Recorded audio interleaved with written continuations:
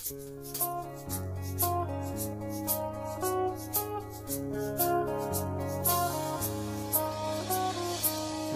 hanggang Sabado, puro na lang trabaho. At pagsapit ng Linggo, kailangan may negosyo, maghanap na raket.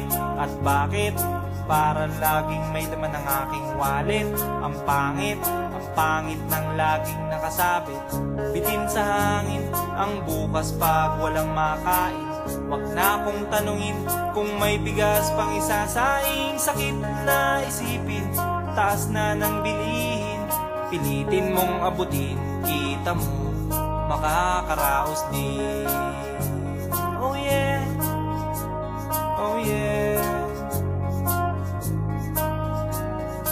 Nung una, inyo pa kayang naaalala, sa Haheho meron akong ibinibenta. Special offer die, special offer die. Shampoo die, shampoo die. May libre kayong toothpaste at libre kayong toothbrush. May libre kayong toothpaste, may libre kayong toothbrush. At saka po candy, tsaka po candy. At saka po keso, tsaka po keso. At saka po carrots, tsaka po carrots. At saka po ketchup.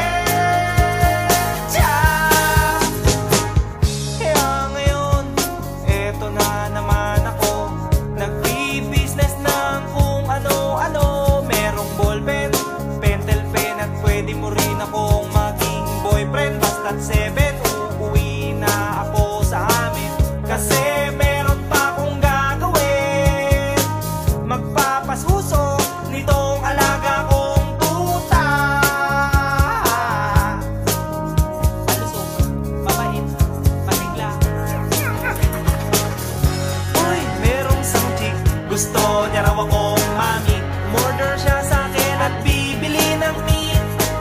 Tong aking longganisa, ang kanyang kursonada. Kasi malaki, kasi mataba at mahaba.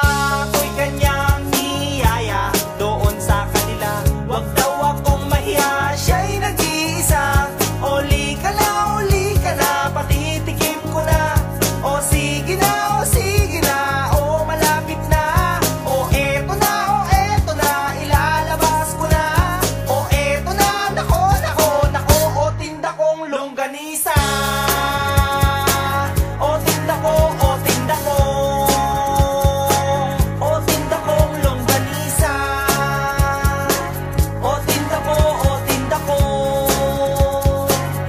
Here we go, here we go. At ang nangyari, ako'y nawili.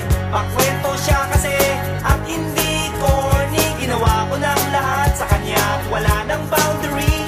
Sinakyan ko na siya kasi sinakyan niya na rin ako. Nang bilangin ko, tong inabot niya sa palad ko, tong inabot niya. Kulang pa, ang sabi ko, kulang pa. Tanong niya ay magkano?